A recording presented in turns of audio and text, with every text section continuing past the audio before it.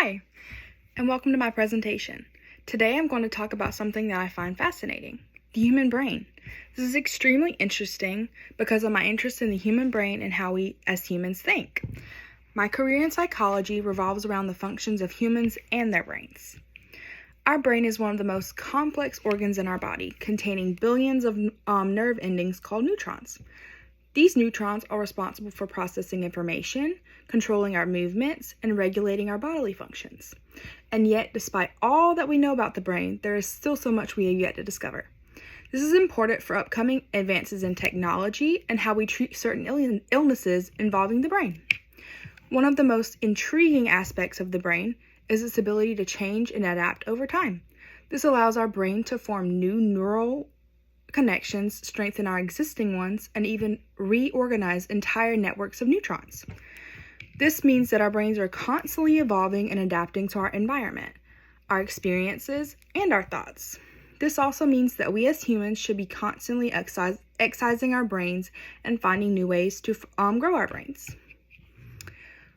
One way to do that is there is pickleball, where you hit the ball around a little pole, and this can grow the back left side of your brain. One area where the brain helps and is particularly important is in learning and memory. When we learn something new, our brains create new neural connections and pathways that allows us to recall that information later. But this process is not just limited to academic learning. It also applies to skills like playing an instrument or learning a new language. For example, in middle school, I played a flute for 3 years. In the middle school band. This was a great way to use my brain and push it to learn something new. Because of all the different notes that I had to learn and memorize for the different concerts we had, it was a great way to grow my brain and exercise it. Because if you stop exercising it, bad things can happen.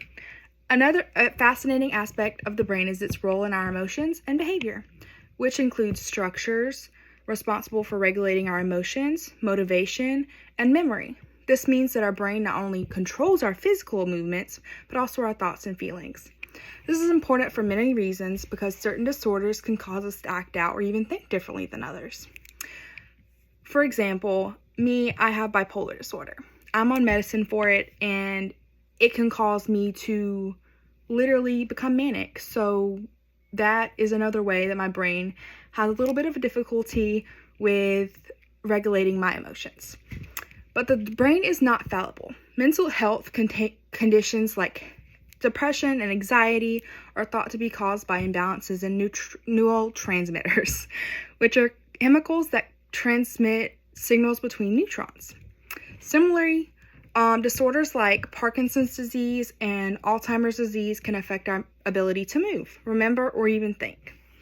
Despite these challenges, researchers and scientists continually making discoveries about the brain, and advances in technologies like MRIs allow us to see the brain in action and manipulate its functions, paving the way for new treatments and therapies.